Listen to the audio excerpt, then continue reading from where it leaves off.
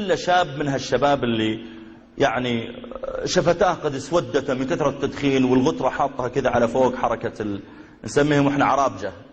عرابجة يعني صيع، وشكل يعني ما يسرك كثير. يقول فخفت في هالليل، قلت ماذا تريد؟ جزاك الله خير. ماذا تريد؟ قال أنت الشيخ من المسجد؟ قلت نعم أنا إمام المسجد. قال يا أخي في 2 هنود أسلموا على يدي، إيش أسوي فيهم؟ يقول الشيخ لما قال أسلموا على يدي والساعة 12 بالليل، قلت في نفسي يمكن الرجل عقله لا يمكن الاتصال به الآن، يعني مهم مضبوط. قلت له هنود أسلموا على يدك أنت؟ قال أسلموا على يدي. قلت والله يا أخي ما شاء الله، يعني وين هم؟ قال في السيارة. ما دام السيارة معناها الميدان يا حميدان، وادخل والبس عالي واطلع واجي الا فيه هنود ورا في السيارة فعلا صديق. يقولوا السيارة مضللة وجنوط منزلة وحركات شباب. السلام عليكم صديق. عليكم السلام. انت في مسلم؟ اشهد ان لا اله الا الله وان محمد رسول الله. مسلم. صديق كيف انت في مسلم؟ قالوا هذا نفر في اسلام سوا سوا. والله سوا سوا، تعال. اسلموا على يدك؟ قال لي اسلموا على يدي. كيف اسلموا على يدك؟ قال يا أخي أنا وديت سيارتي للورشة أصلحها وشفت الهنود يشتغلون، سألتم أنتم مسلمون؟ طبعا كونه يسأل هالسؤال يدل عنده هم، ولا كان يسأل هالسؤال ما يهمه، كان يقول اشتغل كويس بس. لكن كونه يسأل أنت مسلم ولا مش مسلم يدل عنده هم للدين. قلت أنت مسلم؟ قال لا ما في مسلم. ليش ما في مسلم؟ قال ما في معلوم إسلام، ما في كتب، ما في معلوم إسلام. قلت خلاص أنا أجيب لكم كتب. يقولوا هم يشتغلون السيارة. رحت المكتب الدعوة وجبت لهم كتب أعطيتهم إياه. بعد 2 3 جئت أصلح السيارة، إلا جاءوا قالوا والله جيدة اللي أعطيتنا، أعطنا غيرها. وأروح يا شيخ وأجيب لهم كتب وأعطيهم إياه.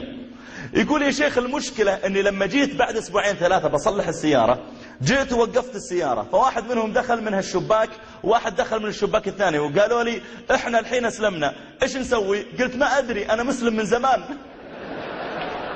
يقول ما أدري أنا مسلم من زمان. يقول الشيخ سألني قال لي يا شيخ اللي يسلم وهو كبير إيش تسوون فيه؟ قلت والله يا أخي ما نسوي فيه شيء، لأن بعض الناس مسكين وده يدعو الإسلام بس مخربط. عندي واحد من عيال عمي لسه جاي من أمريكا يقول لي عندنا مركز إسلامي طيب، يقول لكن جهال. قلت كيف جهال؟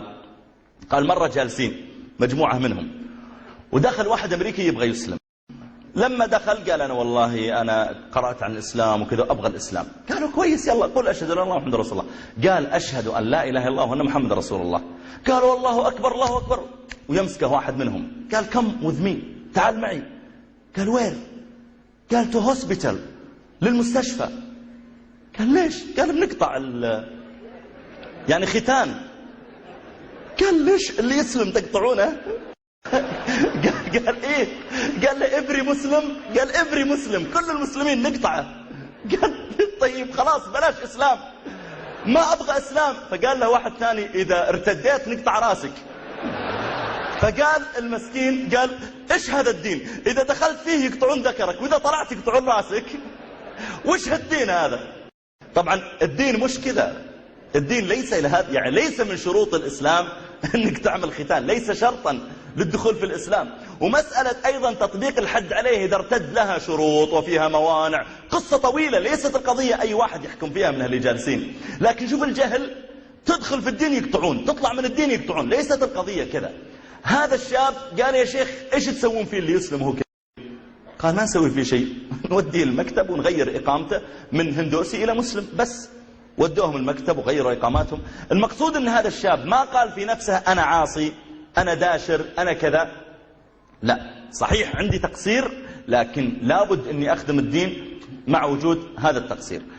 الأمثلة حقيقة كثيرة عندي، وأنا ودي أستمع من عندكم. في استرالي له كان يعني عمل كثير في خلال الإنترنت في المعهد المهني أيضا.